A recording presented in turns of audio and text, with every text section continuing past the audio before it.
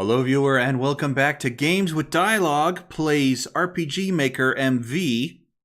We're up to episode 9 now. It's been quite a long hiatus. I think the last time I did this was back in May. Anyways, let's dive in. I have some things to go over and some unfortunate news for this episode. Anyways, specifically this episode.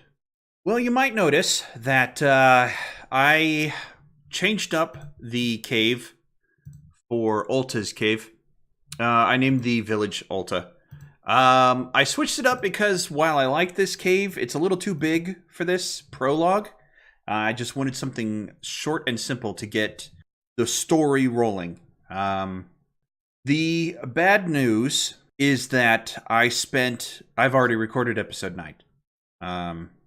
Unfortunately, the capture software did not get anything from the database. So all the work I did here was invisible. You guys were the whole video was just staring at this map the whole time, which is frustrating, but that just means I have to go over what I did, and we can get to new stuff that much faster. So, to begin with, I set up this treasure chest as it already being open. I want empty chest Ulta cave, actually, because they're... Yeah. Okay. Apply. Thank you. I opened this long ago. The hero says, second of all, let me go to the text and I'll show you. Sure. That's it. There we go. I changed up his picture. I wasn't too happy with the first one. I wanted somebody who was older and looked more of a jerk, I think. This works better. The little hair here and the bun in the back and just the expression on his face works better. So that's what I changed also. I set up an event here to trigger as soon as the player steps on the tile. I want the event to take control away, have them walk up to this point where he is now, turn to the screen so you see his face, and then say something. Not necessarily this, how could this have happened? This was just mostly filler dialogue so I could move along with the programming. Then I set up control switch, boss fight on, and then exit event processing for this event. That boss battle event is this one here. And let me see here. So what I am doing is having it be a blank screen first so that it's invisible when the NPC walks up here. You can't see either of these in the real map. Yeah, there's nothing here. It'll jump to the next page as soon as this event here gets to control switch, boss fight. This will go to page 2, and he will appear. He'll walk down, he'll talk to the hero here. Hey there, hero. Not your best showing, letting a monster move into the neighborhood. And then control switch, control self switch A, which triggers the next page in the event where the hero says, whatever, 2 strokes and things will be copacetic. Again, the dialogue is going to change. I'm not married to it right now. We wait 60 frames, then we jump into a battle against this guy, which I've set up, and then control switch B, which jumps to this one. Once the battle's done, this guy drops to the ground, defeated. We go to hero control on, which jumps to this event with the hero. Set movement route, he'll turn to face the screen again and say, that was a little too easy. Wait 20 frames. How could a weakling like him manage to corrupt this place? I really have been lax in my duty. Again, dialogue, gonna change. This is just a placeholder. Then I go control switch to Vampire Lady on. which is this event in the sarcophagus. And again, it's blank to be invisible until the control switch pops up. Then she pops out of the sarcophagus, the coffin. Sarcophagus is a completely different undead monster. Plays a sound effect for the door. Set movement route. She walks down. Stands on top of the guy who's on the ground, but whatever. Says her thing. Then we play a sound effect where she bites him. The screen shakes. We go back to the hero. And event 2. Now I'm a little concerned here. I think I might not have done it right, because the switch is hero control for both of them. And that could just mess up the event. It doesn't specify which one it jumps to, which is what I think I need a little work with. Anyways, the idea is that it will jump to page 2. He'll let out a cry, fall to the ground like this. The screen will fade out. The game waits 60 frames, and then we play the opening movie title crawl for the game, and then we jump into the real game. That's the idea. The thing is, after I made this, I feel like the battle between these two is completely superfluous. The hero, this guy, when the player is playing him, is completely invincible. I mean, let me go to the world map. On your way up to the cave, if you happen to get into a random battle, you're going to completely decimate the enemies. Inside the cave is the same thing. Every random battle, you just completely obliterate them. So when you get to this guy, where is it? When you get to this guy, I want the player character, I want the hero, to not even break a sweat. However, this guy's just the distraction, so something has to happen. I can't just delete him altogether and have him face off against the girl, because the idea is he drops his guard after beating what he thinks is the monster in this shrine, and then she comes up behind him and surprises him, catches him off guard. So I'm thinking I can just program the event. So that sound effect and a special effect go off, and then he drops to the ground, whatever. And then he turns around, says his stuff, and then she comes down and bites him. I think I'm okay with that. And I'm going to change that. Next episode. This episode, I'm going to go over a few more things that I've done, and why it took me so long to get this episode out. After I finished episode 8, I felt like I wasn't understanding anything I was doing. I kept saying, I'll have to come back to it later. I'll have to look at it later. It wasn't clicking with me. I learn much better by having some instruction rather than fiddle with it myself. So in my free time, I read, I watched tutorials, I went through the tutorial process in this game, and I fiddled with things as time allowed in... Oh, wait. Sure. I don't think I changed anything, though. Anyways, I had another project that I messed around with, just to do things with. Anyways, I also messed around with the database a little, because I had ideas and I wanted to get them down on the paper. First and foremost, I made some new characters, and actually reused an asset that the game already has for this one. And I'm thinking maybe I'll change her up, just because I don't want to go strictly... I want to go strictly characters I made. Anyways, that's pretty much it. I just went into the character creator and made up a little bit, some new things to add to it. And of course, I changed him up. That's not all, but I don't know. Let me go to the character creator, because what I'm trying to say is better expressed by showing you. So, there's really no way that I found to make the eyes to make any kind of face that's not flat like this. We go to face, you'll notice there's the standard face like these two guys have. But then this face, these ones are all centered differently. They're at an angle. The eyes aren't straight across like this. The mouth is angled up. The face isn't straight up and down. And that's the same for a lot. I mean, her face is even more straight on than this one. This guy's to the side. She's turned facing us with her eyes pointing that way. I haven't been able to find any way to do that with the character creator yet.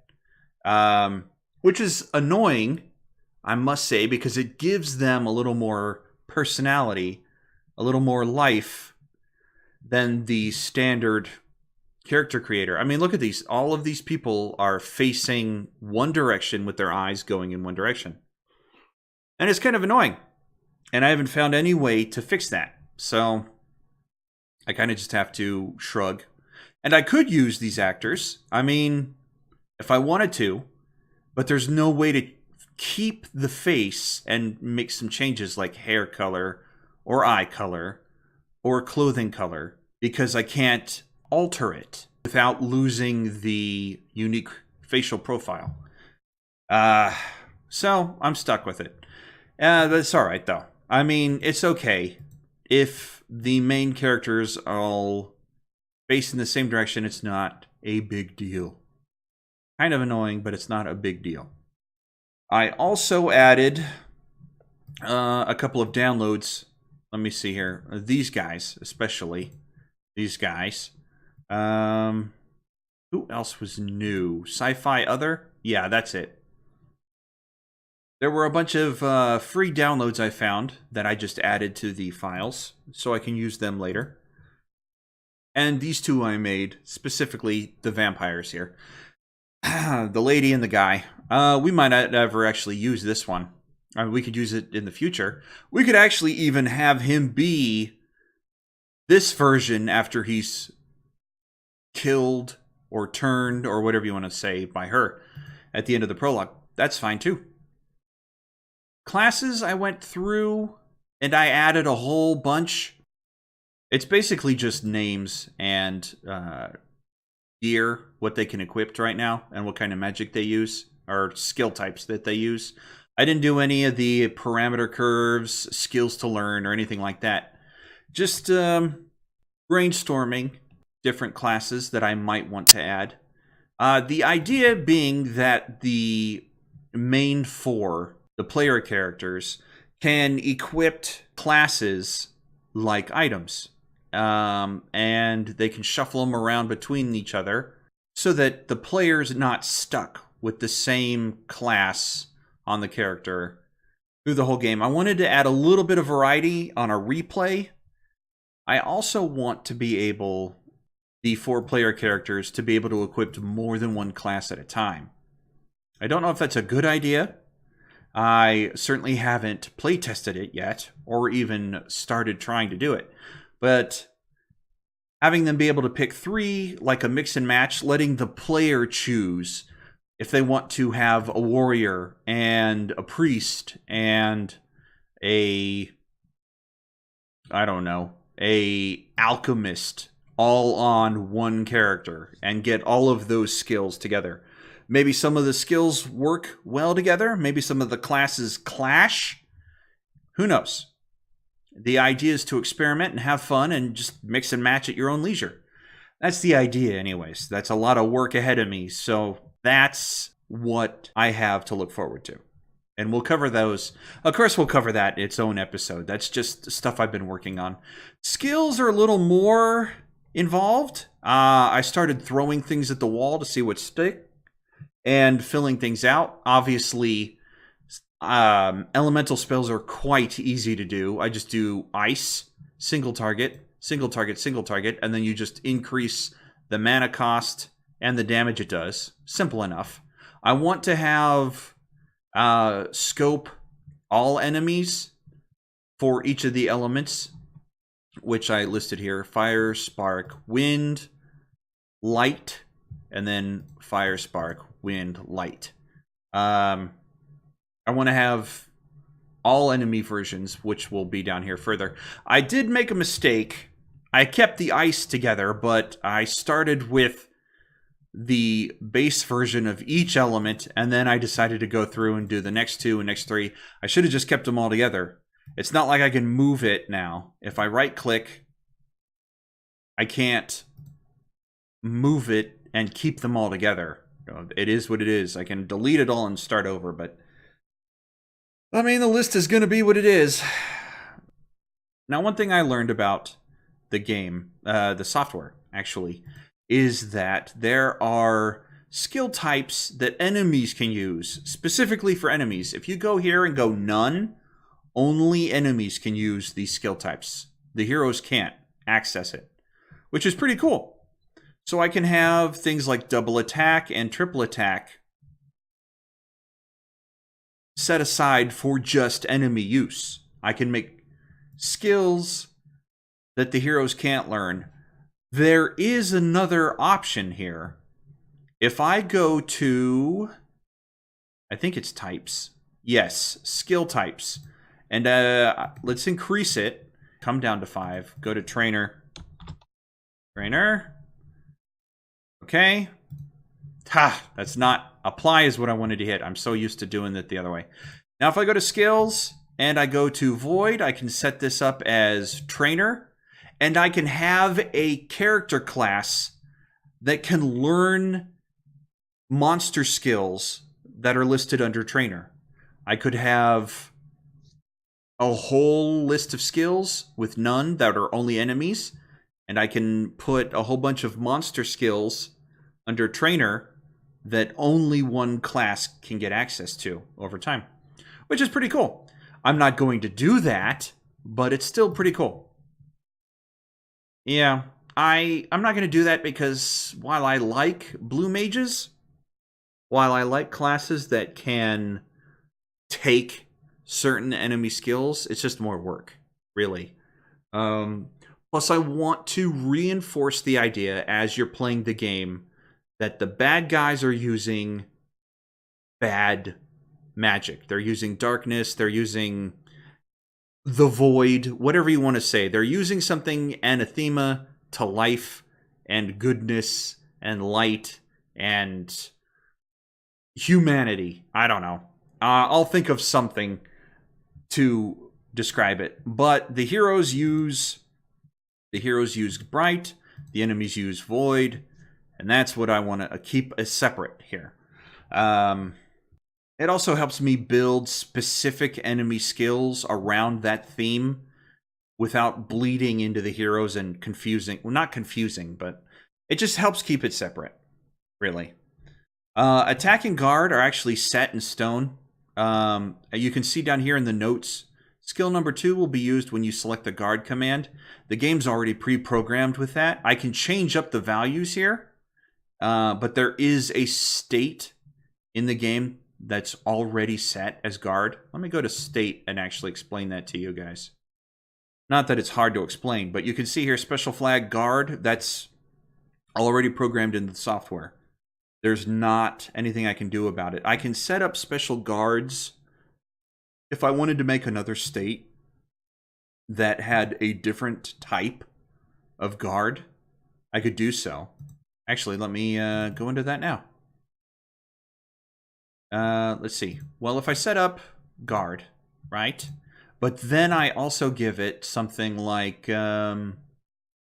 debuff, debuff attack. So when you guard, let's say 50%. So when you guard, your attack drops. And we can say that it will turn end? Sure. And then how many durations will that drop in attack power last? Maybe 3? Right? Yeah, we'll say 3 turns. You have to set both because this is the minimum and that's the maximum. So there has to be an upside from a normal guard to take that drop in attack power, right? Sure. And we can do basically anything. Do we want to do state resist? We could have knockout, state resist. So for 3 turns, you're unable to be dropped to 0 hit points. That's a useful feature. I would lose 50 hit attack power to avoid that, especially if my health was low and I was out of healing, right? So there's all kinds of stuff you can do to manipulate that. But attack, where is it? Let's go back there.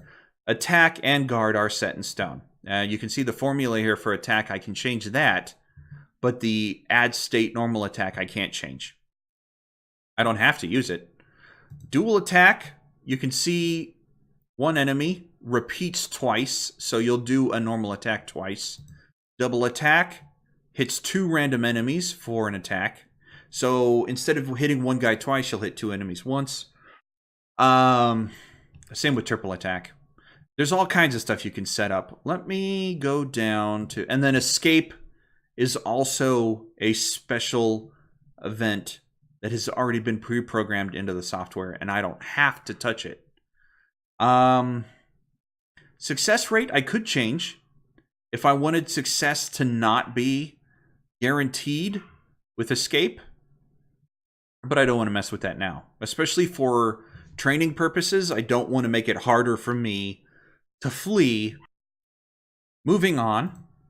Items, I added a few things and I changed some things around.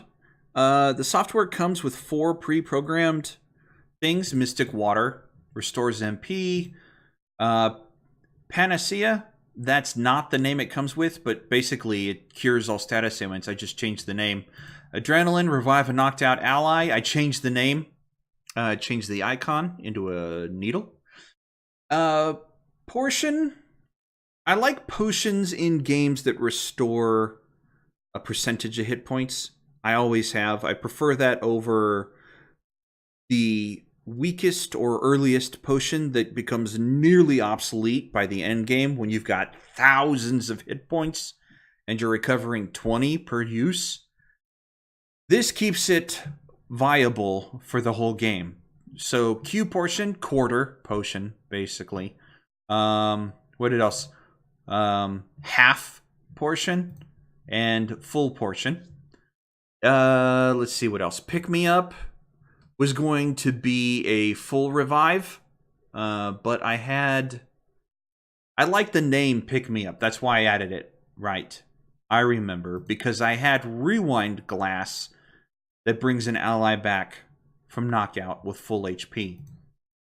Holy Drop removes Curse, removes State Curse, which was not a state that was added in the game initially. I added it. Basically, it seals your magic and drops your HP and MP recovery to 0. It's one of those enemy-only states, abilities that they can inflict on you. So it's pretty bad, but there's ways around it. Obviously, item being one of them. Let's see what else. And then Mystic Water. Now, I'm not sold on Mystic Water small, medium, and large. Mostly because I think that's lazy. But it's a start, I think. There could be other items also. Attack items, I suppose. Like Molotov cocktails and poison darts and all kinds of things like that. Stuff that inflicts states or status effects on enemies. But I haven't gotten to that yet. For now, these are fine, I think. You're going to be spending most of your money on weapons and armor anyways. And I haven't really done any new weapons or armor since the last episode you guys saw me do when I added these into the database. So no worries. Same with the enemies. I haven't added anything new. I did actually... Where are you? Singer? I did actually add the vampire in. But if we're not going to fight him, then it's not necessary. We can add him in later into the game, actually. We can use him in place of the hero. There's got to be a way, and I haven't found it yet. I just want to clarify. There's got to be a way to use the battler in-game for the enemies. Because I want to have him in a different palette facing off against the player characters when they meet vampire version of him. Anyways, troops, I learned that you can left click, hold, and drag them around, which I enjoy, because instead of center screen, I can have them be wherever I want. Bosses, let's actually go to a boss. Sure. One of the big guys. Where are you? Assassin? No. Who was it? Oh, well, let's do the sorceress. Sure. And the witch. Sure. So if I wanted to, I could have them be like this. And there you go. That's so much more dynamic than just having them be like this. And especially since your characters are right here. And there should be, like, some distance, I think. I feel like it looks better. That's just me. We're not going to save that. I'm not going to worry about that. States, again. I could go through these all, because they're new. I'm not going to go through them right now, because it's already been long enough. Let me go through one thing here that I learned while I was messing around. Where is it? Arrow Special. Here we go. So I was messing around with making my own animations.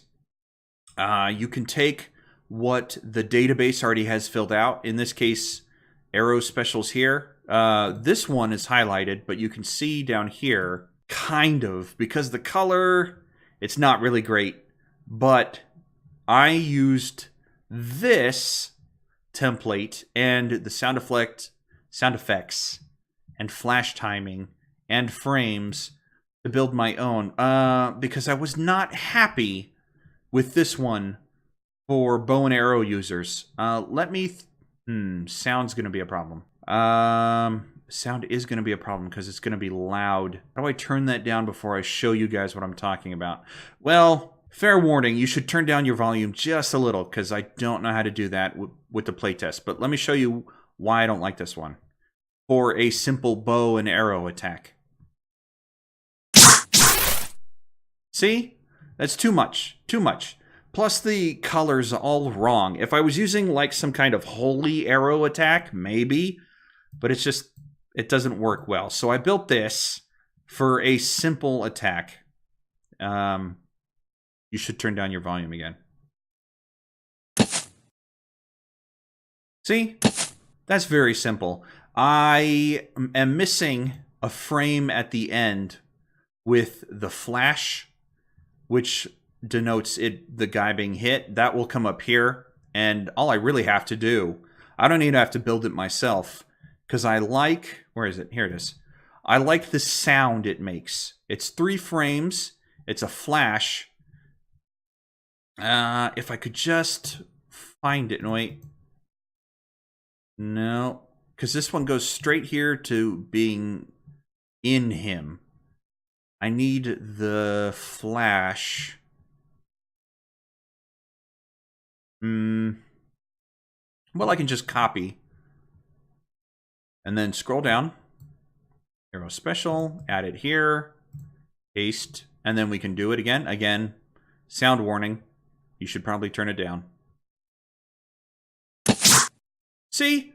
That little flash and the sound of being hit makes it more impactful. And that's simple. That's simple.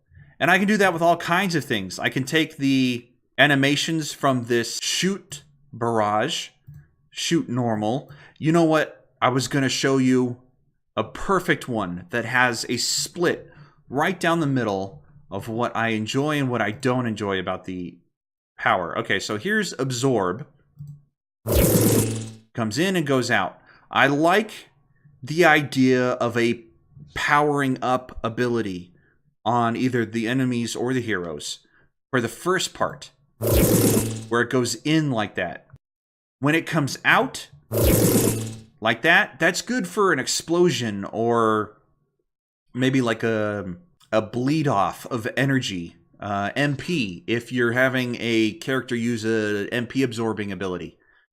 But there's a perfect split between the two animations here that there are plenty of animations that work like that. And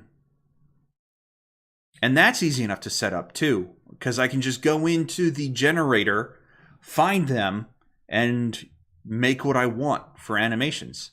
So I was spending a lot of time just fooling around with that in the other project.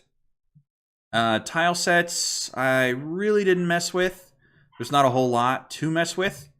I added the sci-fi outside and the sci-fi inside from some free downloadable content. Common events.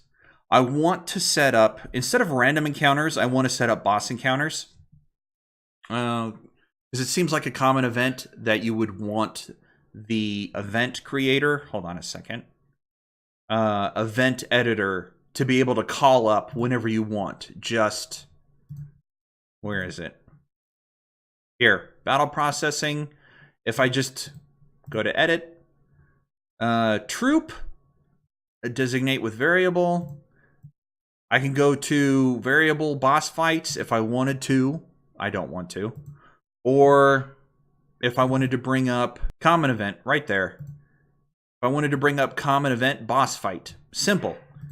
Simple. I don't have to go through the problem of setting up an entire fight between events for that. So that's something I could do. The other common events, I haven't really thought of anything yet. That'll be a work in progress as I go through the game, I'm sure.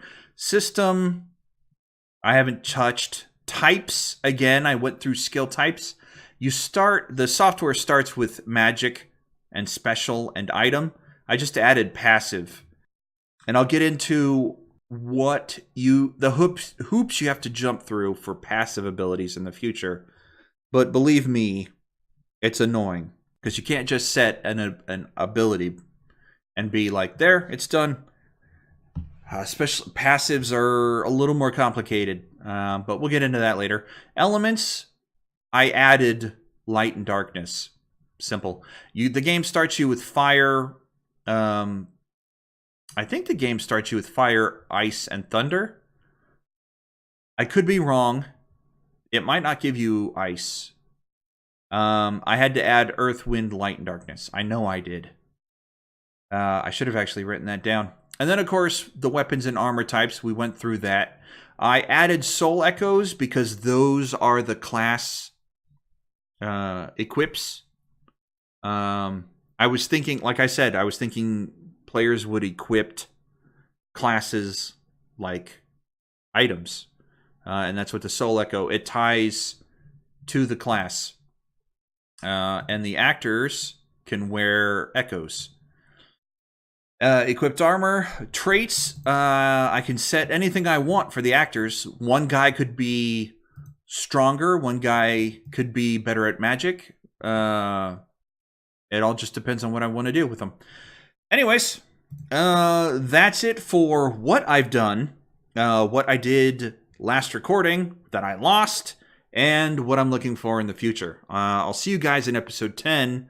Thank you for joining me. Until next time, stay safe, and God bless you.